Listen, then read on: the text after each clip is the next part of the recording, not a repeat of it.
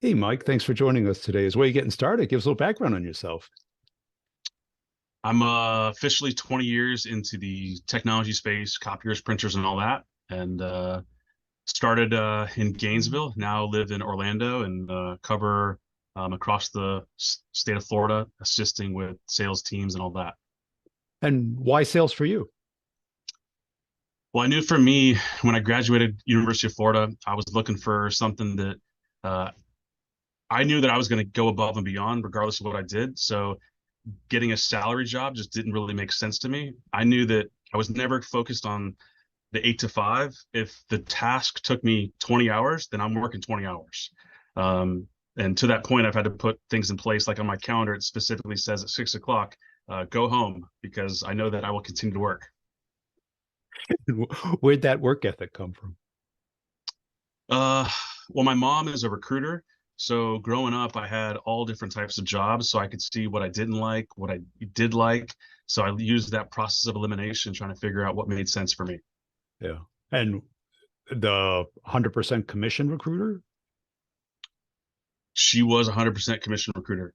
So Yeah. and my mom actually worked for a large recruiting firm and then ended up opening up her own firm because she saw the benefits there. So got to see all aspects of it. So you kind of grew up in a sales culture, huh?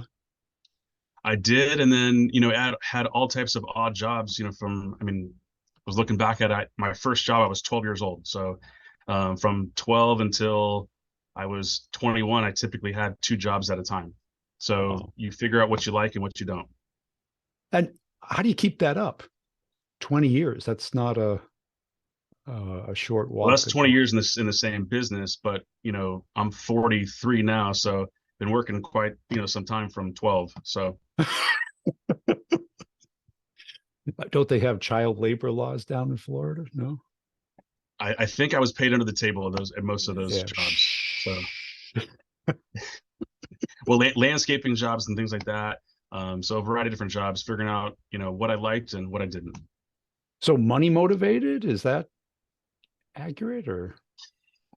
Money motivated, yes, that's one of the motivators. But I think after you've made enough money, you start to figure out that money's not the true motivator. I think like one of the things I'm constantly telling our team is that don't make it about you, make it about them. And I think when you do it for all the right reasons, money becomes a benefit, but it's not the objective. Yeah. And when you say all the right reasons, how do you characterize that? I think the first part of it is really understanding the current customer situation. Um, so many times sales reps go into situations and they have their own agenda, but they don't know what the customer's agenda is. So I think it's really asking the proper questions. Even as we brought on new sales reps, and we have our company packet going through what we do, but I've tried to encourage them to turn it all into questions, because Yeah. if we're dictating and telling them these are all the products and services that we do and here's this whole portfolio, but we haven't really engaged and asked them the proper question, that's how we really start to understand the heartbeat of the account. Yeah. And what are some of those go-to questions for you? A lot of it's spinning it. So like, for example, when we look at our products, so let's just say it has a picture of say it's a production device. For us in a production device, I'm typically asking the question, what do you guys outsource that you would potentially use a production device for? So it's asking a specific question to get a specific answer. Or more importantly for me, the one of the traits I always talk about is bring them to the fridge. I don't know if you've ever heard of that term. No. So if I ask you, all right, Brian, what are you having for dinner tonight? What am I having? Most people do the same thing you're doing right now. They say, I Yeah. don't know, because it's not a Oh, good okay. question. But if I What's your, say, okay, Brian, in your fridge, do you have chicken? there you go. Yeah, I do. In your fridge, do you have steak? I do. Yeah. In your fridge, do you have fish? No, I don't have fish. So you're probably either having chicken or steak tonight, right? So then now, no matter what product or what company you're selling for, if you're asking good, specific questions, you get good, Gotcha. specific answers. Yeah. Instead of what's your decision-making process for dinner? It's too vague of a question. Right? Exactly. It It's doesn't like, make sense. I open the fridge and I go, I think I like that. Right? So when you start walking through it, you realize that it's not a good question. It's a sales focused question instead of a client focused question. 100%. Yeah. And I got to imagine your sale is hard from my perspective. I think it's easy. Yeah. To me, it's Tell super me about easy.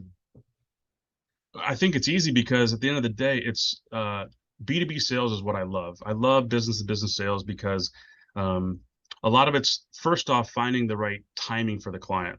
So many times a sales rep wants to set an appointment and it's not even the right time. They just, did a transaction 6, 12 months ago. So the first objective should be gaining and gathering information on the current situation, not trying to close for an appointment. And that's what I think becomes one of the first problems. You're so focused on closing for the appointment, but you're not focused on the real objective is gather the information to make sure it's a good opportunity to set an appointment. And what are the questions there? Is it the timing of their contract? Because I got to believe you're in a contract based business. Yeah, definitely a contract-based business. So usually how I describe it to people is think of it like your cell phone. So if I said, Brian, who are you with on your cell phone today? Is it Verizon or AT&T? AT&T. So if it's with AT&T, is Verizon's service similar? Yeah, it's better. It's better, right? So, and then how much are you currently spending on that AT&T contract? $150 a month, More. $200 a month? $200. Yeah. So you're spending $200. So if I could use all the incentives we have from Verizon, save you $50 a month, get you the new iPhone 14, would you give me an opportunity? Yeah. That's it. That's all we do every day. So to me, it's easy. Cool. And what's hard about it? Nothing. The hardest part about it is that you have to make 100 calls to get two or three Yeah. good, what we call qualified gathering of information before you go to set the appointment. The hard part is that you have to grind it out to build that pipeline up to where you have good qualified opportunities to schedule the appointment. And who on the other end do you want to talk to? Who's the real desired person? Well, like one of the there's so many resources out there, but knowing the title of the person again is very important.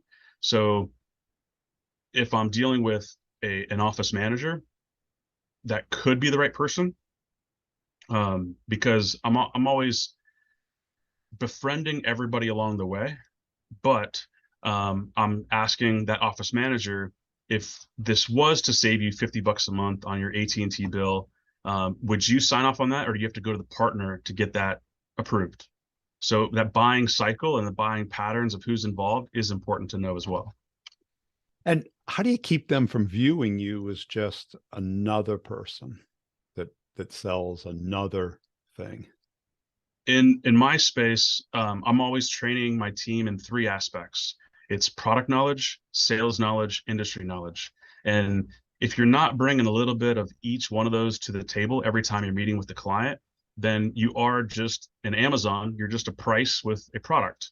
And they can read everything that they want, but if you're not bringing some value to the table, so one of the things on a more consultative approach is that we have to understand how the client's using their existing technology and where the gaps are, that maybe there's some weaknesses that we can give them product enhancements or solve a problem, as well as hopefully save them some money. And how do you get to that without being pushy? Because they're not thinking about their problems when you call, right? They're thinking about their job and Well, and that's where for me, I know my value, and I think it's important to know your value. And we'll have clients many times just say, just give me a price, just give me a yeah. price. And I said, look, if you want a price, maybe you should just jump on Amazon.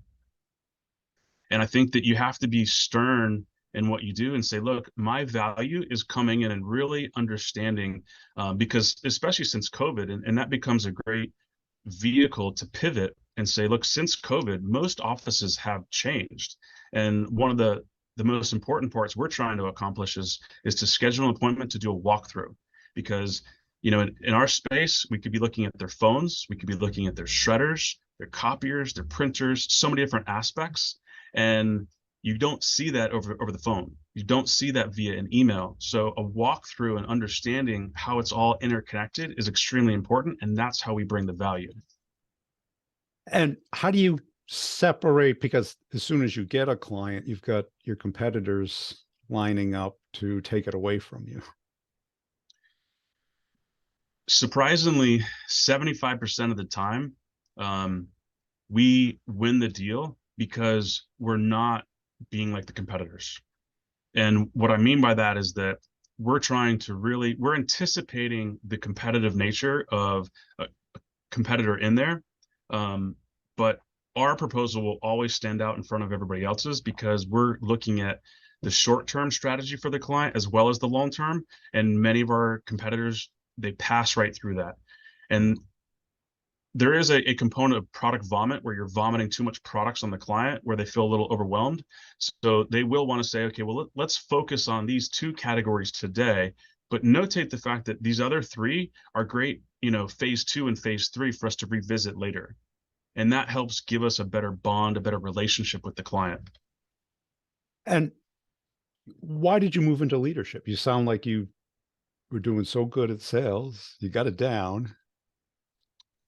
You do take a pay cut going into leadership as well. So it was tough. And but I think that there's a component of when you can get on the stage and you can coach and teach, there's a component of gratification and knowing that you've helped people. Like when I look at, my sales teams over the years, helping them buy their first home, helping them buy a better car, a better life, or paying for their kids' college. Those are gratifying just as much as the money aspect. And what do you look for in reps? It's been changing, but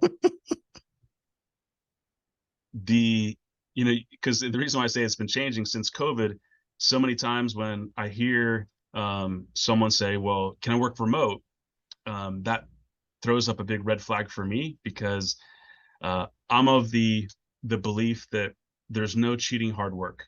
You have to show up and you have to grind it out, and you build your pipeline, you build your portfolio, you build your relationships, and you can't do that remote.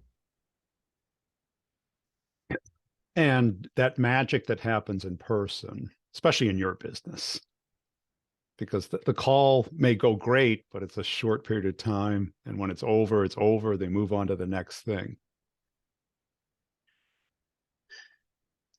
I'm of the belief, and one of the things I always coach and communicate to the team is that if it's a net new customer where it's not our current client, every proposal, every meeting, we want to try to get face to face, belly to belly, because that relationship can be trumped by everything else. The relationship can trump price. The relationship can trump products and services and features and functions. So it is extremely important that every appointment we are trying to get face to face as much as we can. And you mentioned the grind, but you have a very intellectual approach to it, as opposed You to have to be just, strategic. yeah. Because to me, the strategy of the sale is extremely important. One of the things I'll do with our teams is, and it took a little bit for each member, each salesperson to kind of get this, but I like to run every scenario. So we sell multiple brands. So we'll do a proposal on brand A, B, and C.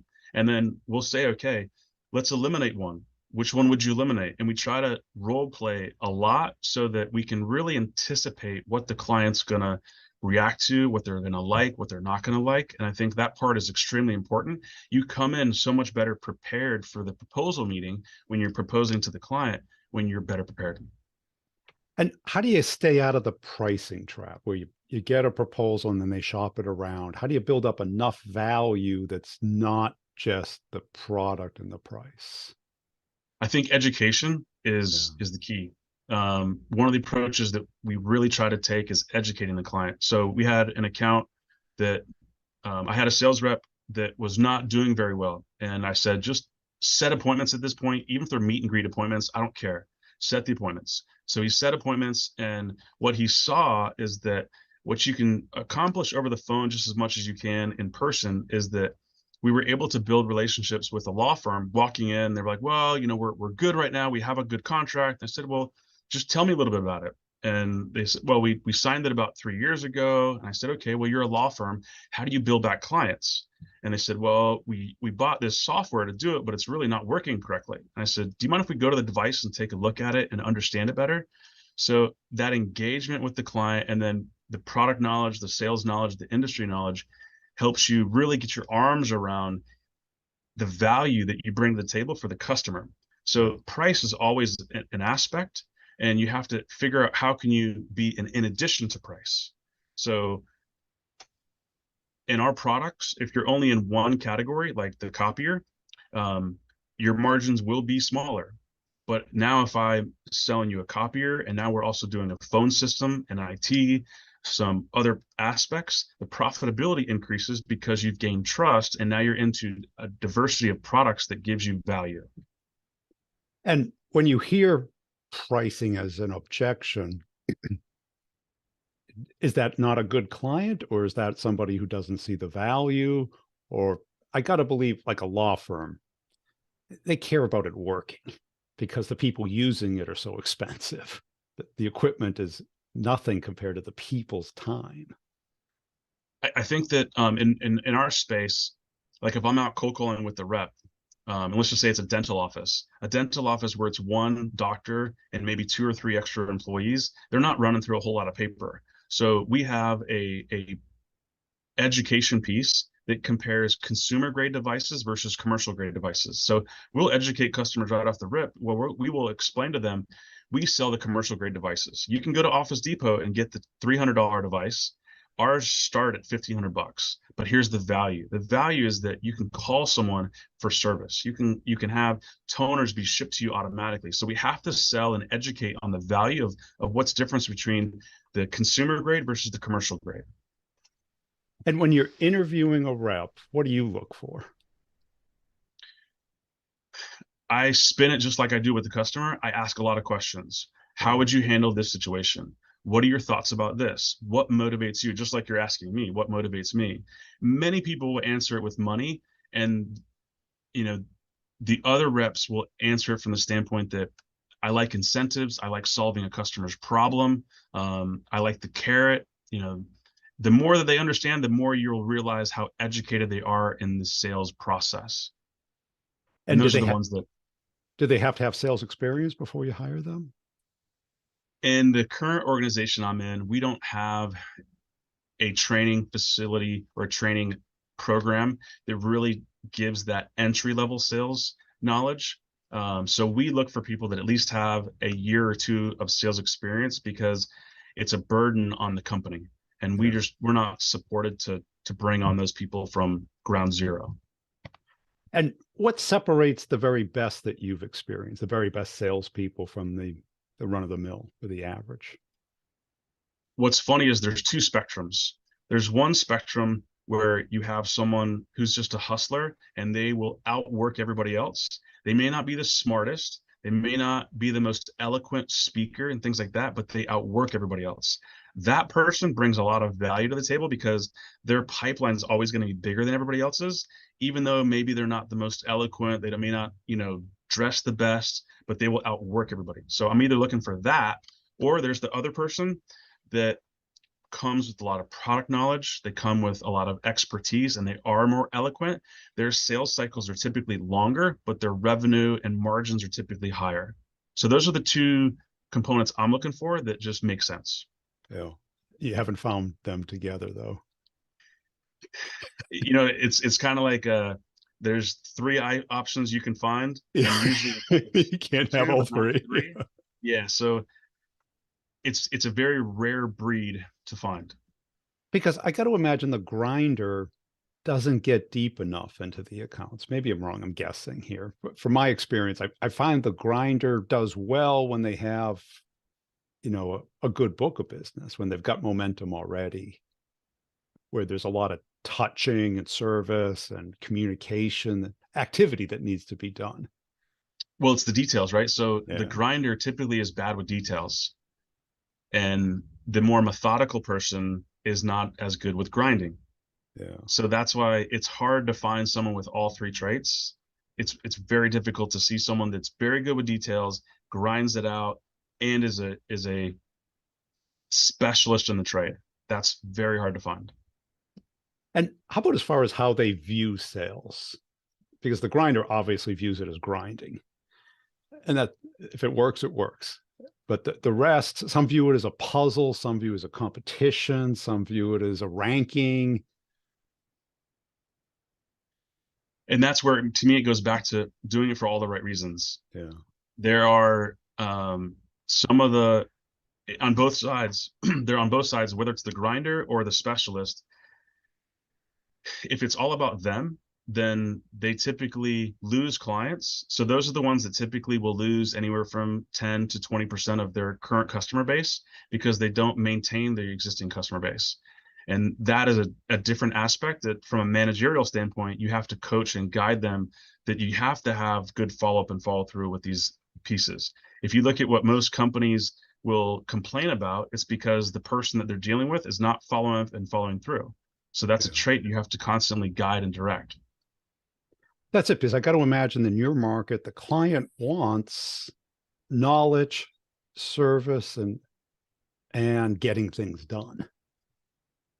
It's the So reason why in our space we have reps that come in and say, "Oh, well, I've got someone I know in Chicago."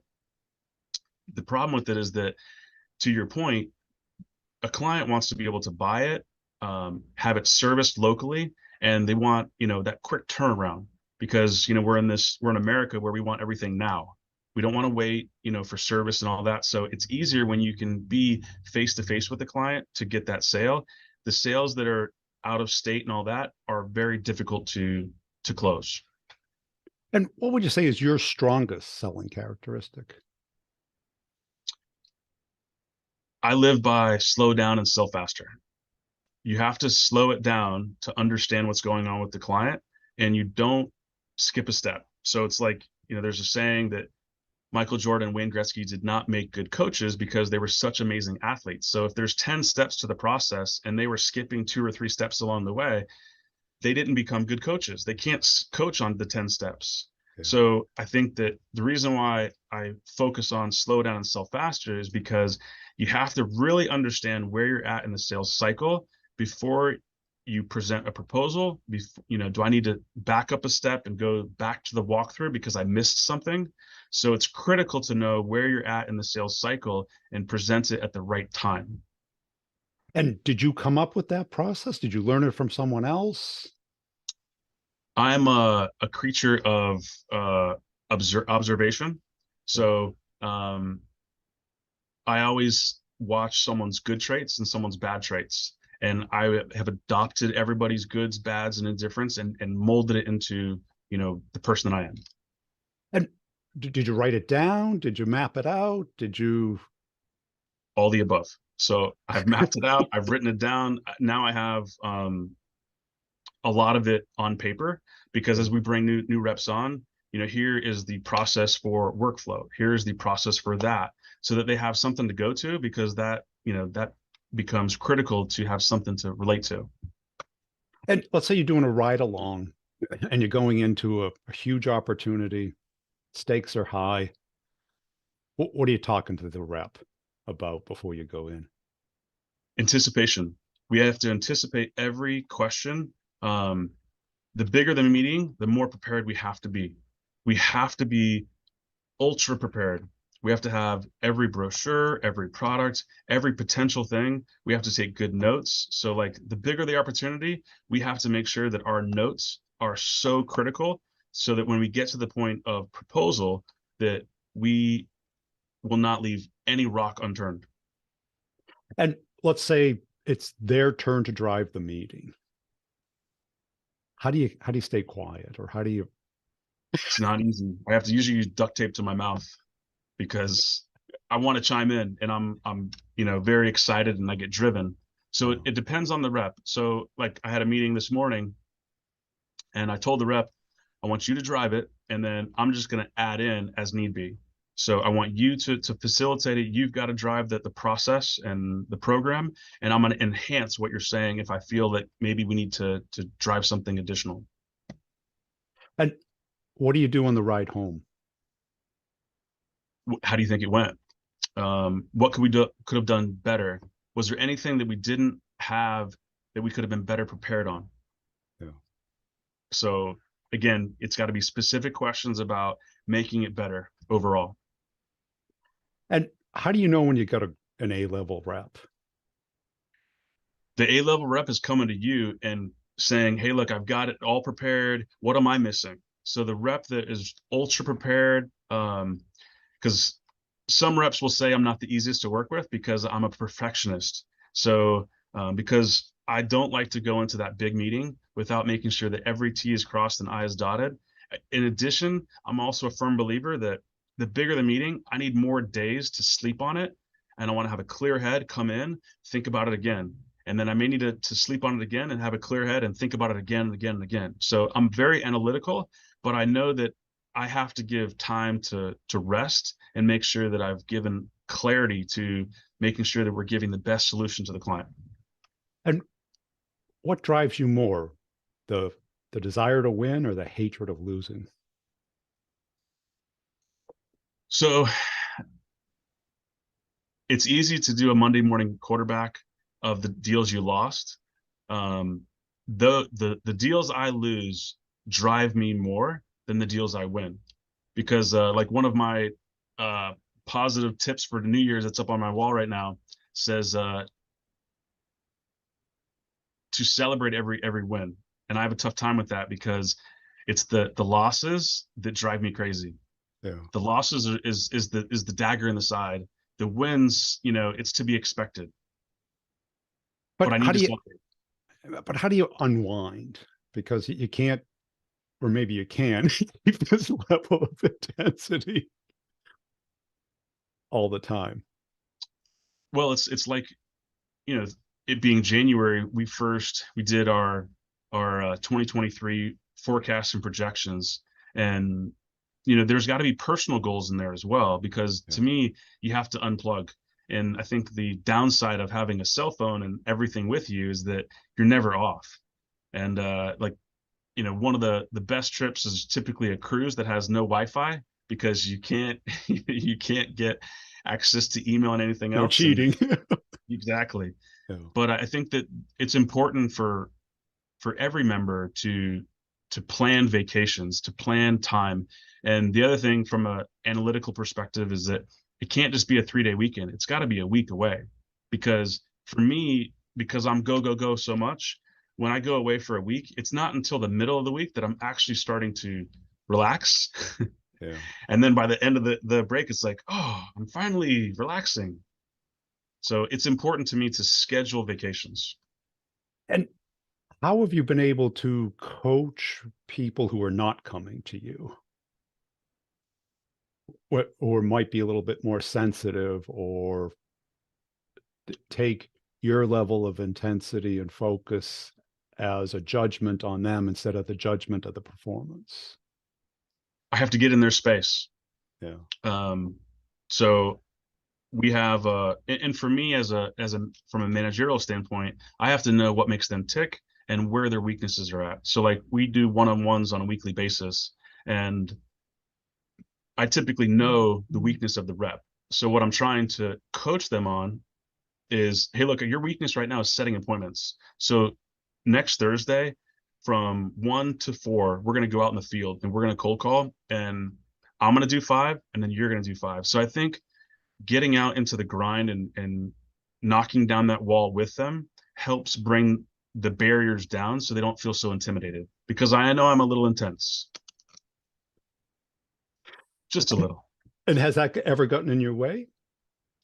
Not for me, for other people, yes, but that's where I have to be a chameleon and I have to adapt, and make sure that I'm approachable to the team on their level.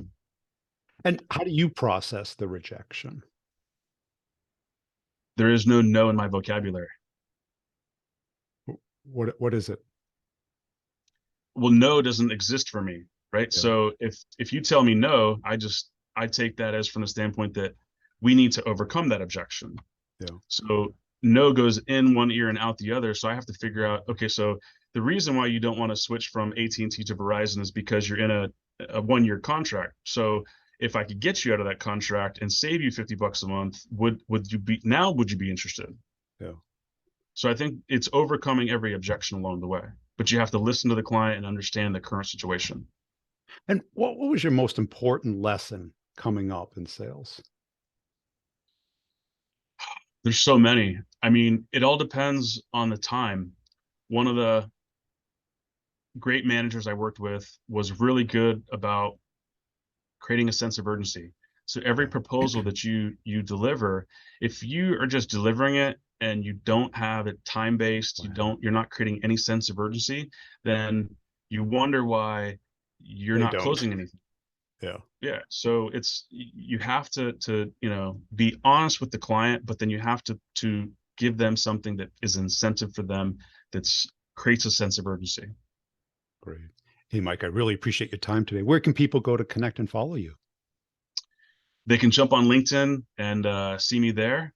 Um, and or our website is scenes.com.